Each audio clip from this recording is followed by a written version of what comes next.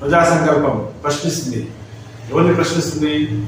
తెలంగాణ ముఖ్యమంత్రి గారు, అంటే పురపాలక శాఖ మంత్రి గారు కూడా. కాబట్టి మీరు ఈ మూసీ ప్రక్షాళన గురించి ఏదైతే కార్యాచరణ రూపొందించారో అది కరెక్ట్గా లేదు అని ప్రజా సంకల్పం మిమ్మల్ని ప్రశ్నిస్తుంది.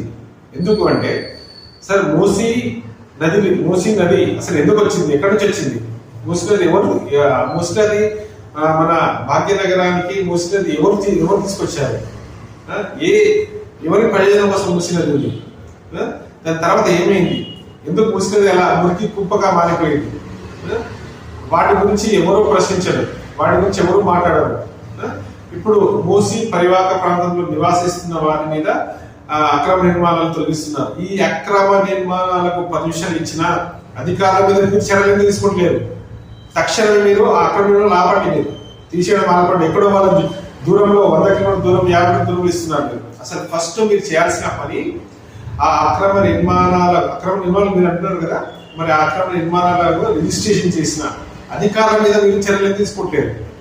వాళ్ళని ఎంకేసి వస్తున్నారు మీరు. వాళ్ళంటే ఎందుకు భయం? మీకు అవినీతి అధికారుల మీకు ఎందుకు భయం? ఆ వాటాలో మీకేమైనా భాగస్వామ్యం ఉందా? ప్రజాసంఘం ప్రశ్నిస్తుంది. ఎస్, మీరు వచ్చి 8 నెలలు అయ్యొచ్చు, కానీ మీరు ఎందుకు భయపడుతున్నారు అని ప్రశ్నిస్తుంది. అంటే గండిపేట 2 మన జంట రిజర్వాయర్లు, ఉస్మాన్ సాగర్, హిమాయత్ సాగర్, అక్కడ ఉన్న 2 రిజర్వాయర్లు మొత్తం ప్రజాప్రతినిధులు, రాజకీయ నాయకులు, బ్యూరోక్రాట్స్ అందరూ కబ్జా చేశారు. ఎఫ్టీఎల్లో, బఫర్ జోన్లో మొత్తం. వారి మీద చర్యలు ఎందుకు లేవు? వారి మీద చర్యలు ఎందుకు తీసుకోవట్లేదు? అంటే వాళ్ళతో మీకు ఏమైనా ఒప్పందం కుదిరిందా? చెప్పండి, వాళ్ళతో మీకు ఏమైనా ఒప్పందం కుదిరిందా? ఎస్, నాకు రైట్ ఉంది కాబట్టి హక్కుతో అడుగుతున్నాను. రాజ్యాంగం కల్పించిన హక్కుతో నేను అడుగుతున్నాను. మీరు ఎందుకు స్పందించట్లేదు? పేదవాళ్ళని ఎందుకు పడుతున్నారు మీరు? ఇదే గొప్పగా చెప్తున్నారు డబుల్ బెడ్రూమ్ ఇస్తున్నామని. అసలు డబుల్ బెడ్రూమ్ ఎందుకు ఇస్తున్నారు మీరు? ఫస్ట్ ఎందుకు ఇస్తున్నారు చెప్పండి. మీరు ఎవరు తప్పు చేశారు? తప్పు చేసిన వాళ్ళ మీద చర్యలు తీసుకోకుండా నిర్మాణం చేసుకున్న వాళ్ళ మీద మీరు ఎందుకు చర్యలు తీసుకుంటున్నారు? తక్షణమే ఇవి ఆపండి. ఫస్ట్ న్యాయస్థానం ద్వారా ఇలా జరిగితే న్యాయస్థానం ఏం చెప్తారో చేయండి. అంతేగాని అంటే ప్రభుత్వం అంటే ప్రజలు ఎన్నుకున్న ప్రభుత్వం ఇది. మీరు సొంతంగా రాలేదు, మీరు సొంతంగా మీరు ముఖ్యమంత్రి కాలేదు, అది గుర్తుపెట్టుకోండి. మీడియా కూడా అసలు మీడియా కూడా ఎందుకు ప్రశ్నిస్తలేదు?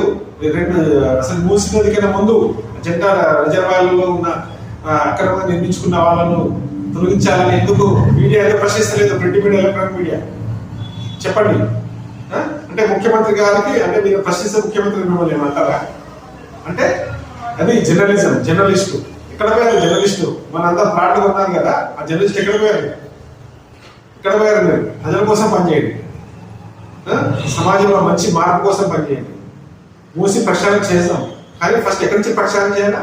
ఫస్ట్ అవినీతి అధికారుల ప్రక్షాళన చేయాలా, అవినీతి రాజకీయ నాయకులను ప్రక్షాళన చేయాలి, అవినీతి ప్రజాప్రతినిధులను ప్రక్షాళన చేయాలి, అవినీతి పాలకులను ప్రక్షాళన చేయాలి. అప్పుడే కానీ పేద ప్రజల దగ్గరికి రండి. అవన్నీ వదిలిపెట్టేసి డైరెక్ట్ గా పేద ప్రజలకు వస్తారా మీరు?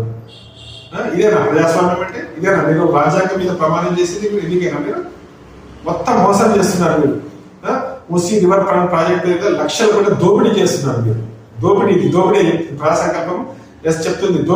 మీరు దోపిడీకి పాల్పడుతున్నారు. ఎస్, తక్షణమే మీరు ఈ అక్రమ నిర్మాణాలను ఫస్ట్ మీరు మూసి అవతల అంటే రిజర్వాయర్ల లోపల ఉన్న వాళ్ళను అన్ని క్లీన్ చేయండి.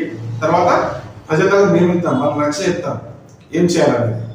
అంతేగాని మీరు ఇప్పుడు ఆపేయాల్సిందే. మీరు పేద ప్రజల దగ్గరికి రావద్దు. మీరు ఫస్ట్ అన్ని అక్రమాలు చేసిన అధికారుల మీద చట్టపరమైన చర్య తీసుకున్నాకనే పేదవాళ్ళకి రండి.